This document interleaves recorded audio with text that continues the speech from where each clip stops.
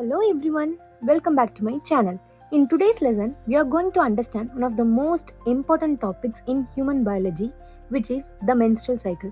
By the end of this video, you will know all the four phases, hormones, and exactly what happens inside our body during each step. So, let's begin our session fast. The menstrual cycle is a 28-day repeating cycle in females controlled by changing hormone levels. The menstrual cycle is a repeating sequence of changes that occurs in the female reproductive system. That too, it will occur in every month. So the average cycle is about 28 days, although anything between the 21 to 35 days is normal. This cycle has four phases, which are menstrual phase, follicular phase, ovulatory phase or ovulation, and luteal phase. And it has majorly four key hormones, which are FSH, LH, estrogen, and progesterone. FSH means follicle stimulating hormone, LH luteinizing hormone, estrogen, and progesterone. Before seeing the four phases of a menstrual cycle, we'll see quickly about the parts of a female reproductive system. See, this is a female reproductive system, and this will be the uterus. The lining of a uterus is known as an endometrium, and this is the fallopian tube. Fallopian tube will have two. This is one, and this is one, and this is the ovary, and this is the vagina. The endometrium is the uterus inner lining, and it is crucial for the menstrual cycle because it gets thickened monthly to prepare for a potential pregnancy, providing a nutrient-rich bed for an embryo. If there is no fertilization or fertilization does not happen, hormonal drops causes this lining to shed. This results in the menstruation, and the cycle then restarts with the regeneration. To understand the whole process of menstrual cycle, we have to know about this female reproductive system. That's why I explained you about this. And one more thing is brain, which is more important for this process. And this small part of a brain is known as hypothalamus. I have shown you here. This hypothalamus has a pituitary gland, which is a master gland. This pituitary gland has two lobes. One is anterior pituitary, and the other one is a posterior pituitary. The anterior is at the front and the posterior is at the back. This pituitary gland is called as a master gland because it produces hormones that is essential for growth, metabolism, reproduction, blood pressure, and other vital functions in our body. Phase 1, menstrual phase or menstruation phase. Here, hypothalamus will release a GnRH hormone or gonadotropin releasing hormone. This GnRH will go and act on anterior pituitary gland. I have shown you a diagram before.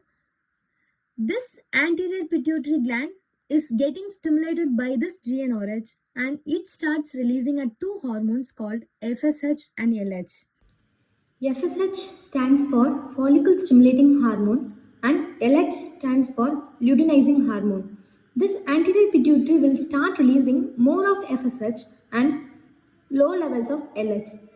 This creates a shading of our uterus lining that occurs as a menstrual bleeding. This is known as menstrual phase or menstruation. It is our actual period phase. Phase 2, follicular phase. This occurs between day 1 to day 13. Even though menstruation is happening, the follicular phase is beginning at the same time. Here what happens means the FSH stimulates the growth of several ovarian follicles. FSH stimulates the ovaries to grow several tiny sacs called follicles, and each follicle contains an immature egg. As these follicles grow, they release estrogen. Growth of several ovarian follicles, they mature and they start growing. That growing follicles will start releasing an estrogen. That estrogen, rising estrogen will cause endometrium thickening. This phase is known as proliferative phase. Rising estrogen also causes the decrease in the FSH so that only one follicle becomes the dominant one. This is known as negative feedback. It is to prevent too many eggs developing so that only one can become a dominant. Now, when estrogen reaches a very high peak, something very important happens. This peak triggers a sudden spike in LH, which is known as LH surge. The LH surge causes the dominant follicles get ruptured or get burst open and release the matured egg. This process is called ovulation. After the egg gets released, it travels into the fallopian tube where it waits for sperm. The egg survives there for about 12 to 24 hours. This is the most fertile period of the cycle. Also, after the ovulation, you might see a slight rise in body temperature. That's because of progesterone level, which increase later. Here, two possibilities are there. If fertilization happens, there will be a formation of an embryo. If embryo is formed, that embryo will release a hormone called HCG, which is human chorionic gonadotrophin. That HCG hormone is responsible for saving the corpus luteum. Why we need corpus luteum here in fertilization? Because corpus luteum is essential for producing progesterone and moderate amount of estrogen. We need progesterone here because it will save the endometrium layer. It will make the endometrium thickening. It is responsible for thickening the endometrium. So, we need progesterone here and as well as the corpus luteum here. Now, both the progesterone and estrogen will stay high because HCG is saving the corpus luteum. There is no menstruation and the pregnancy will continue.